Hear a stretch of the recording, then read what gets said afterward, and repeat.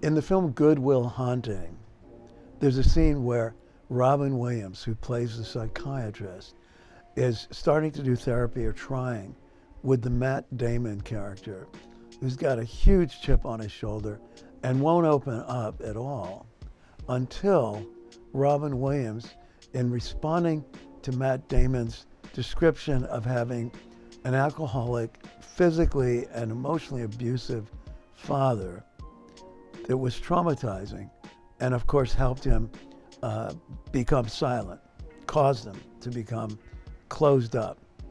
And Robin Williams, the psychiatrist, says, "It's not your fault."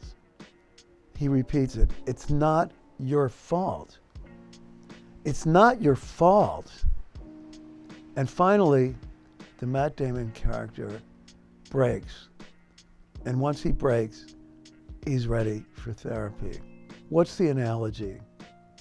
The analogy is that what's happened by now in response to the Israel-Gaza, Israel-Palestine war is that those who have become militantly against Israel, in favor of the Palestinians, some of them in favor of Hamas, have gone way overboard and don't recognize the fact that Jews in the diaspora, which includes here in the United States, we have no control over what Netanyahu and the Israeli government are doing.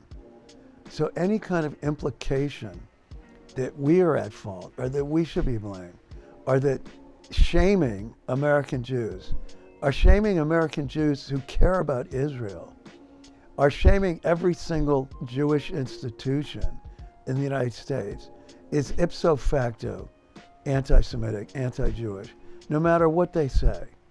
They try to cover it by saying, no, it's anti-Zionist.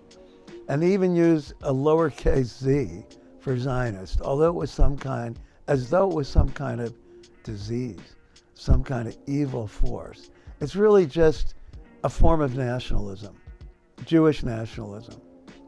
And all nationalisms have really problematic issues, all of them, even if they start out like Zionism did as a national liberation movement. It happened in South Africa.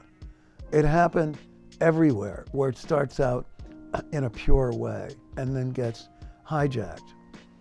So Israelis aren't thinking about Zionism, basically. They're thinking about patriotism.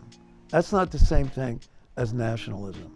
So there's huge misunderstandings, and all of the misunderstandings are rationalized into negativity, antipathy, anger, frustration, resentment, and grudges.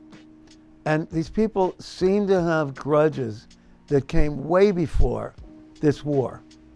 And I'm not talking so much about the Palestinians and Arabs in America. They have skin in the game. They have reasons to be angry. I'm talking about other Americans of all kinds. And the movement has reached out very strongly to Black Americans. And it's really upsetting for me, who has been in many ways caring a lot about Black community, or let's say influenced by the culture, and wanting there to be more Black Jewish cooperation. Now we're seeing another rift. And of course, it's not just Blacks. The thing is that non-Palestinians, non-Arabs, non-Muslims who have jumped on board, one wonders what the motivation really is. Are they people who care about peace? Fine. Do they want nonviolence? Fine. Do they want solutions? Very fine. But if they only want to attack one side, yes, it's true, Israel has the upper hand. Yes, it's true that Israel's reaction to the horrible thing on October 7th was unbelievably disproportionate.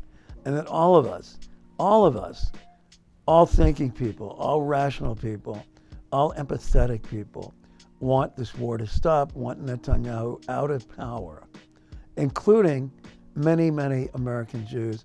For example, Chuck Schumer, president of the Senate, who is the highest ranking Jewish politician in the United States, gave a speech a few days ago in which he called for Netanyahu to resign, essentially.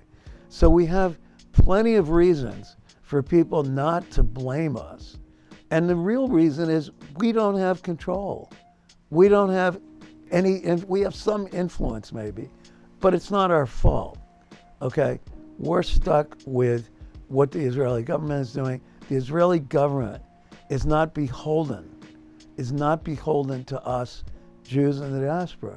They're only beholden to their own citizens, which is what makes sense for any country.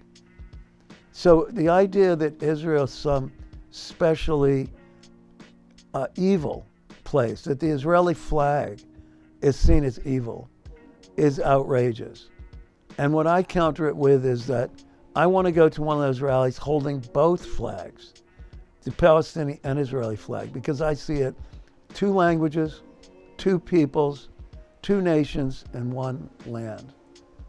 2 languages, 2 peoples, 2 cultures, 2 nations, 1 land. It needs to be shared.